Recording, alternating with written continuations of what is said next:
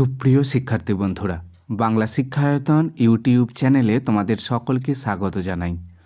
আজ আমরা আলোচনা করব উচ্চ মাধ্যমিকের পরীক্ষার্থীদের সুবিধার্থে WBHA higher secondary test paper 2025-এর সমাধান নিয়ে। আজ আমরা উচ্চ মাধ্যমিকের WBHA টেস্ট পেপার থেকে বাংলা সেটের সমস্ত SAQ প্রশ্নের উত্তর নিয়ে আলোচনা করব। কাজেই ভিডিওটি তোমরা প্রথম থেকে শেষ পর্যন্ত খুব মনোযোগ সহকারে দেখো। আশা করি অনেক উপকৃত হবে। তাহলে চলো আর কথা না বাড়িয়ে আলোচনা শুরু করা যাক।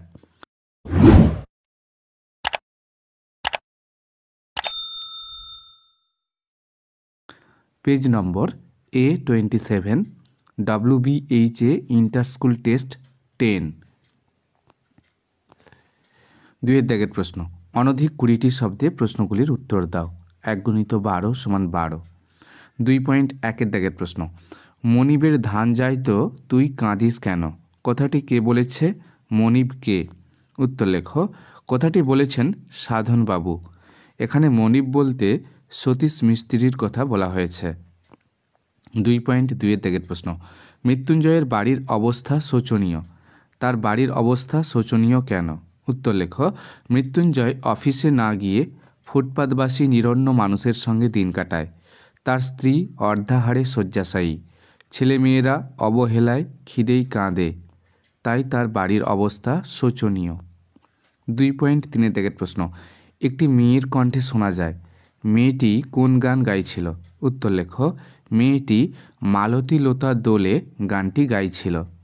অথবা দাগের প্রশ্ন, এই তো জীবনের সত্য কালীনাথ। জীবনের সত্যটা কি? উত্তর লেখো। প্রতিভা যার আছে, বয়সে তার কিছু এসে যায় না, এটাই হলো জীবনের সত্য।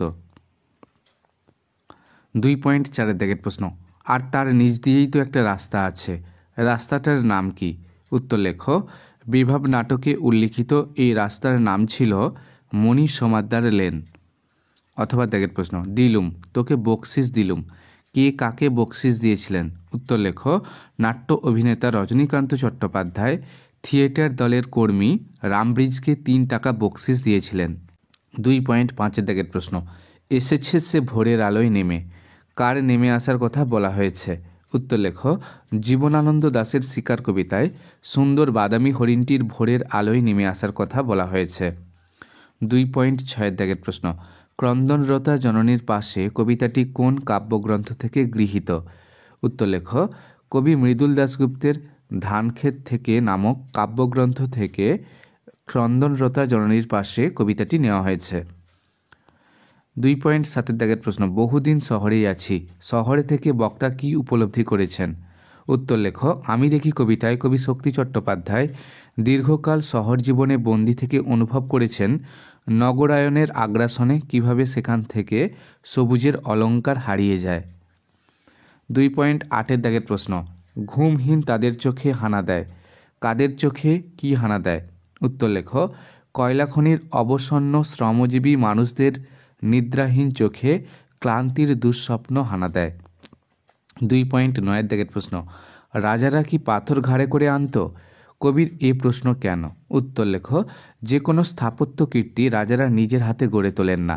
শ্রমজীবী শ্রমিক শরীরের ঘাম ঝরিয়ে নিজ হাতে সেই স্থাপত্য তৈরি করেন, অথচ ইতিহাসে তাদের নাম লেখা থাকে না, লেখা হয় রাজার নাম। তাই কবি এরূপ প্রশ্ন করেছেন। অথবা দাগের প্রশ্ন, ওর কাছে জল পেতে পারো। কার কাছে জল পাওয়ার কথা বলা হয়েছে? উত্তর লেখো। গুরু নানকের মতে দরবেশ বলি কান্ধারির কাছে জল পাওয়ার কথা বলা হয়েছে।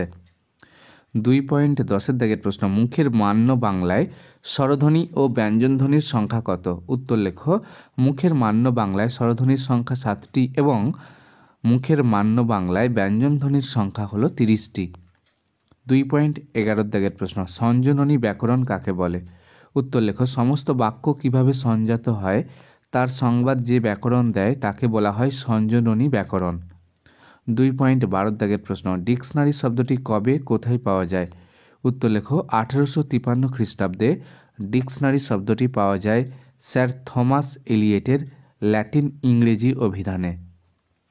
এই ছিল আমাদের আজকের আলোচনাটি যদি তোমাদের সত্যিই খুব ভালো লেগে থাকে তাহলে অবশ্যই ভিডিওতে একটি লাইক দিও। সবাই খুব ভালো থেকো। ধন্যবাদ।